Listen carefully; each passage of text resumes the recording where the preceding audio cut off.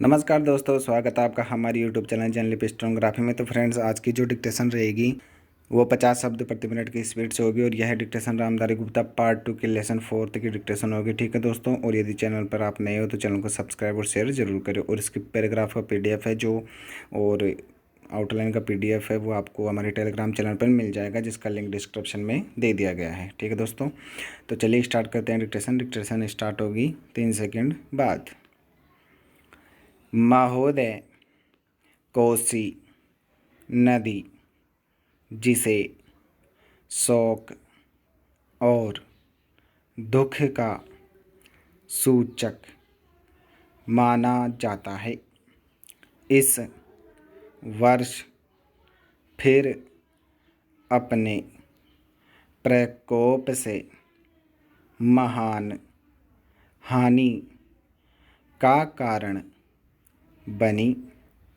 अब इस नदी पर काबू पाने और इसकी उपद्रवी लीला समाप्त करने के लिए भी योजना तैयार हो गई है।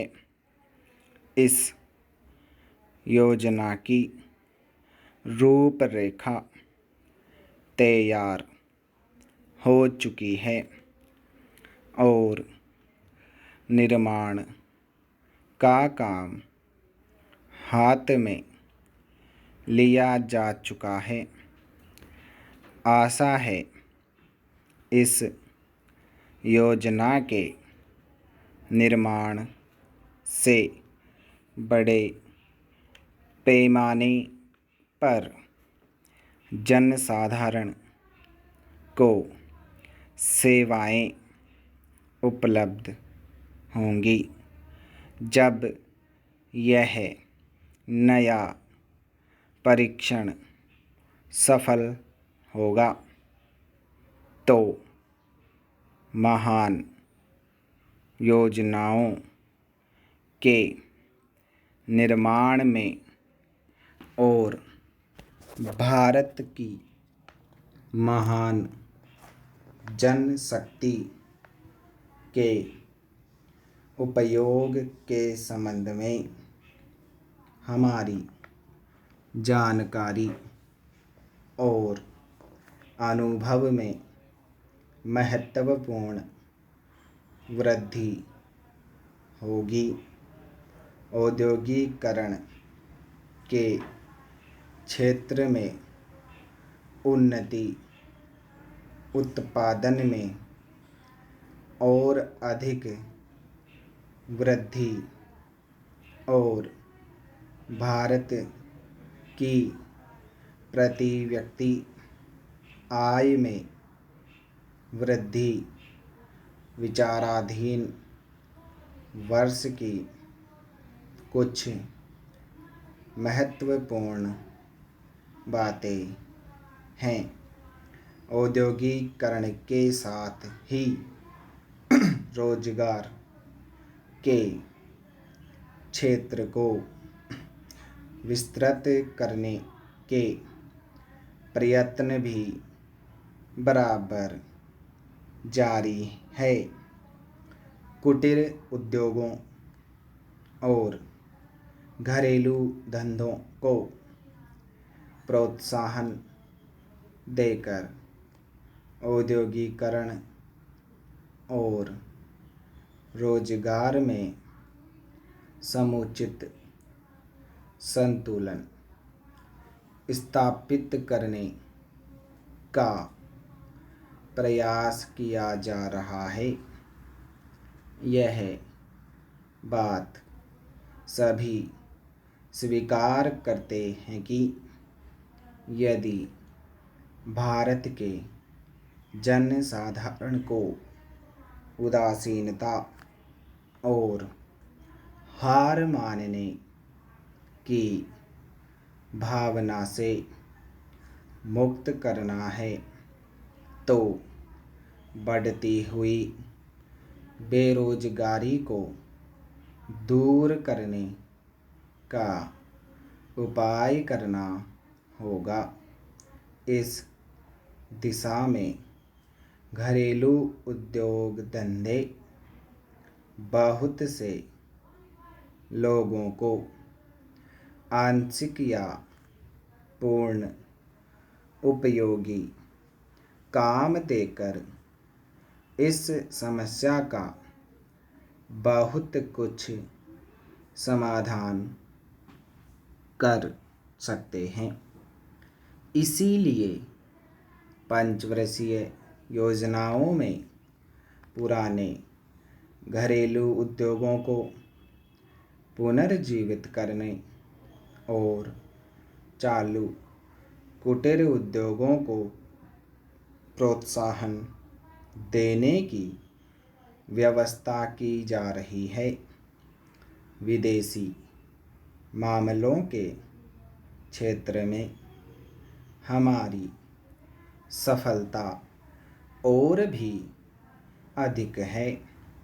हमारी नीति, जिसे मैं सक्रिय और स्वउद्देश्य तटस्थता की नीति कहना चाहूँगा, वास्तविक व्यवहार में किसी भी देश अथवा यहाँ के लोगों को अपना शत्रु न समझने की नीति है।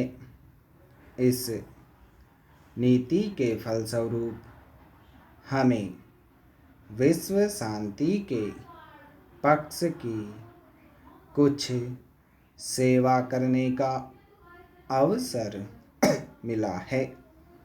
हम प्रसन्न और आभारी हैं कि संसार के राष्ट्रों में भारत का स्थान इतना ऊंचा है। इंडो चीन निरीक्षण और नियंत्रण अंतर्राष्ट्रीय आयोग की अध्यक्षता हमने स्वेच्छा से स्वीकार की है और हमारे नागरिक यथासाध्य उस देश में शांतिपूर्ण निर्वाचन संबंधी समस्याओं का सामना कर रहे हैं। हम सभी राष्ट्रीय अथवा अंतर्राष्ट्रीय समस्याओं का निपटारा शांतिपूर्ण ढंग से चाहते हैं। मुझे बहुत प्रसन्नता है कि भारत में फ्रांसीसी बस्तियों की समस्या शांति और सद्भावना के वातावरण में सुलझ सकी है। शांतिपूर्ण प्रणाली की सफलता का वह एक महत्वपूर्ण उदाहरण है। दुर्भाग्य से भारत में पुर्तगाली बस्तियों की ऐसी ही समस्या को सुलझाने की दिशा में प्रगति नहीं की जा सकी। मैं आशा करता हूँ कि पुर्तगाल इन बस्तियों में रहने वाले लोगों के स्वाधीनता के अधिकार को स्वीकार करेगा और फ्रांस और ब्रिटेन की सरकारों का अनुसरण करेगा। जैसे ही यह वर्ष समाप्त हो रहा है, हम अपने सबसे निकट के पड़ोसी पाकिस्तान के साथ अपने संबंधों में अपने सुखद परिवर्तन देखते हैं। पाकिस्तान के लिए हमारे हृदय में सदैव से पूर्ण सद्भावना और शुभकामनाएं है। स्टॉप।